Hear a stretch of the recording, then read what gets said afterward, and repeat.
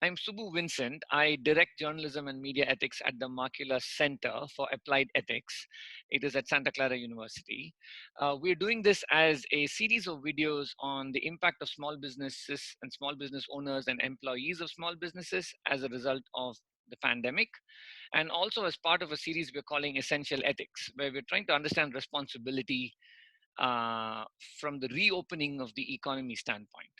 And that's why we wanted to talk to as many people as we can. So thank you, Tian Mayimin. Mayimin, can I pronounce your name right? Is it Tian Mayimin? Yes, Tian Mayimin. Yes. So I'll ask you a few questions, including a brief biographical one, and then we'll get going. Can you tell us a little bit about yourself in about a minute on uh, I mean, how you came to start this business and just where you're from? Are you from California and so on? Just a little bit of biographical, and then I'll ask you what I wanted to ask. Oh, sure. Okay, so my name's Tian, and I was born in China, and I moved to the U.S. when I was 7. I grew up in Ohio and New Jersey. I grew up mostly on the East Coast. I went to law school, and I used to be a lawyer. I was practicing. After a few years at the law firm, I went to Shanghai and started a juice company. And I did that for 5 years. And then along this 5-year process, I got engaged and got married. And my husband was living in Boston. I was living in Shanghai.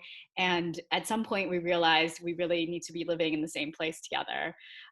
So he got a job here in California, and we moved to Menlo Park about 3 years ago.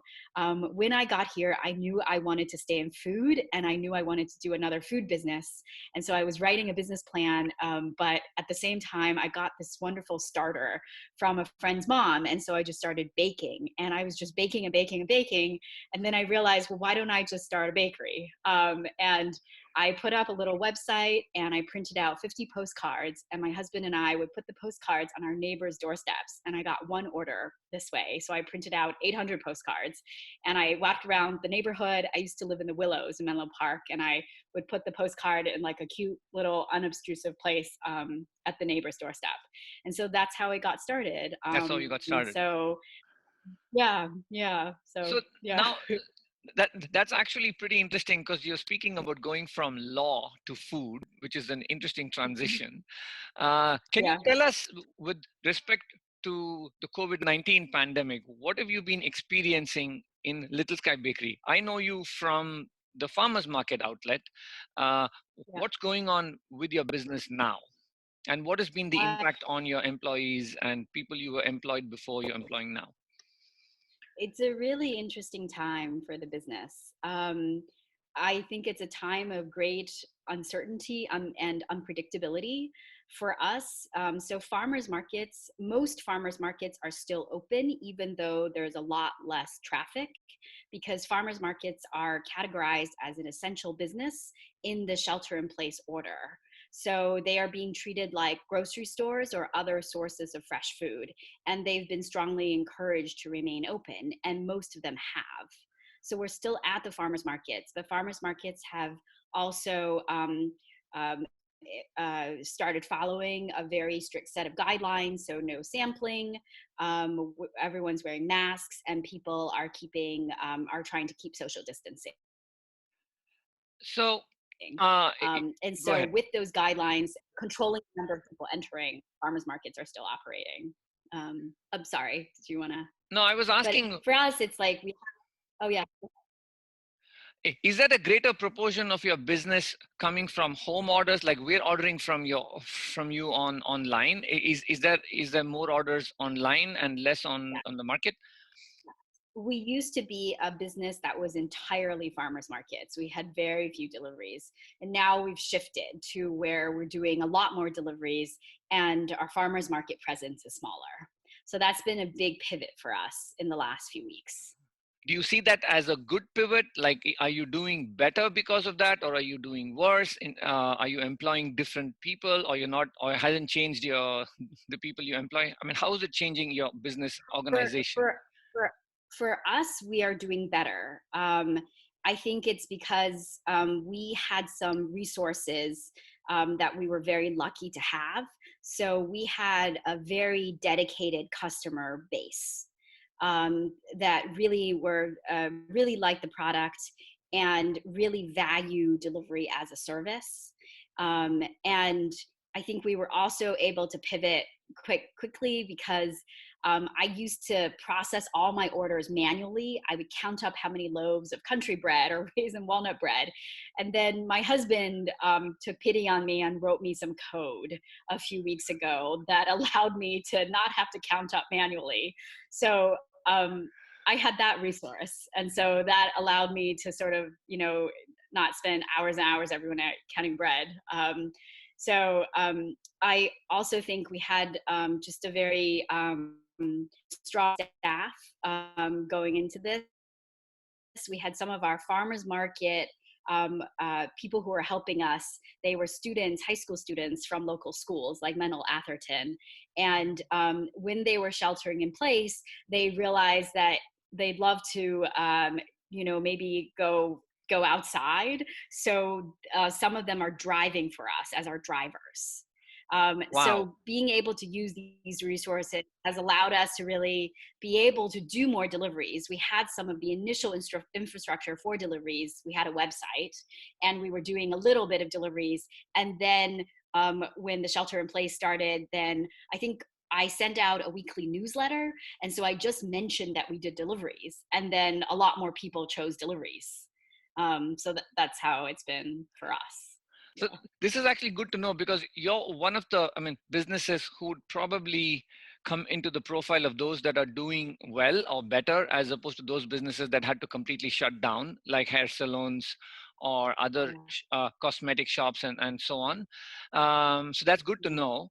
So in terms of your thoughts on um, this question of reopening the economy, this is a huge national controversy. Different states are trying to take different approaches. As a business owner, do you have a take on how businesses see it? What would you like to see happen? And what do you think your responsibilities might be in making that happen? Well, I think my biggest responsibility is to keep everyone who's working with me safe. Um, so we were already doing best practices with because we're a food making company. So we, you know, in terms of doing more to follow the guidelines for shelter in place. So, for instance, we do contactless deliveries where we put the package on the doorstep and we ring the doorbell with usually gloves or wax paper because there's been a shortage of gloves, so we have to try to conserve, and so we use wax paper and then we throw it out. So things like that where we're trying to keep both our delivery people safe and the customer safe. And I guess the biggest strand that I've been hearing that seems pretty reasonable in the national debate about reopening the economy is that you want to really do it in a way that where you where essentially our public health experts feel that we have handle over this pandemic and we have much more control over what the numbers are and over testing and tracing before we reopen up. And I think that sounds pretty sensible. I don't know if we have any other choice, frankly, because I think the last thing anyone wants is to open things up a little too quickly and then have like a resurgence in numbers. And so I think that what's been keeping me up nights and sort of making me the most concerned at this time is not so much like the growth of the business, but just making sure everyone's safe.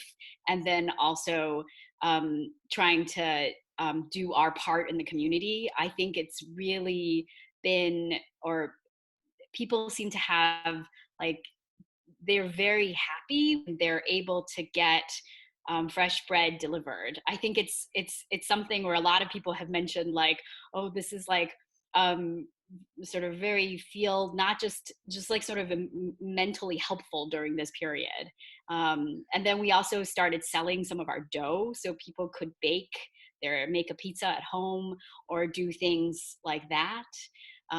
These are So how did things when that happen? The part where you said you started selling some dough, did that request come from a customer or did you just offer it? no, it didn't. It came because toward, I think at the end of the first week of the shelter in place, I had had such a long week at work, and I was really tired on the couch. And my husband discovered pizza dough in our fridge, and he wanted to make pizza, and so I just like mumbled out some instructions because I didn't want to do anything. I just wanted to collapse, and he made pizza really fast in a few minutes, and it just reminded me how simple it was, how delicious the pizza was, and I thought that people would like that. And so it was just the idea that okay, um, people still need to eat. They still need to try to have a semblance of you know enjoyment in their everyday life, and so let's try to provide that. So let me pivot to one question about businesses as a community. Are you in touch with other bakery owners or other small business of any other type? Are you part of any association of small businesses? And if so, what have you been talking about? Is there something happening there that you would not be able to do on your own that the association is doing or willing to do during the pandemic? I am part of the Bakers Guild of America, but I haven't been monitoring that list as much. I've been having just informal one-on-one interactions with other bakers. Some of the bakers are positioned very differently than us. We have always been directly to customer, right? We've been selling at the farmers markets only. We don't do wholesale. And so some of the bakers who, for instance, are working, they supplied pastries for the airport, or they were working with a big events company, then their business has dropped significantly. So, in which case, some of them have been trying to do, say, grocery delivery, or trying to figure out other ways of using the resources that they have. And I think that for those businesses that are in food but are not as consumer facing, it's been very, very difficult because they have a lot less control over sort of channels to their customer. So, in those kinds of situations, are you able to sense out um, on how their take? I mean, we'll have to speak to them actually directly, but do you have a sense on how they are looking at reopening the economy and still trading off with the right advice on public health? Like you said, you seem to be of the view that it's better to go with the public health advisory and not take any big risks. But you also have a business that's less impacted, and that's good. That's really good to know. So, for those businesses that are substantially impacted, are they speaking differently in any conversations that you might have had about, you know, the need to reopen the economy because so many jobs are impacted? I'm not that sure because, for instance, one of the bakers, she is in the higher risk category. So I think she would feel sort of, I think health is probably the most important thing to most of us. So I haven't spoken to a whole lot of folks about this. I'm sure there's a range, but like for instance, another person, the fisherman at the Menlo Park Farmers Market, he's also in the higher risk category. So even though the farmers market is open, it would be like more concerning. I think he like wants to or is thinking about limiting his exposure to sort of things where you meet more people.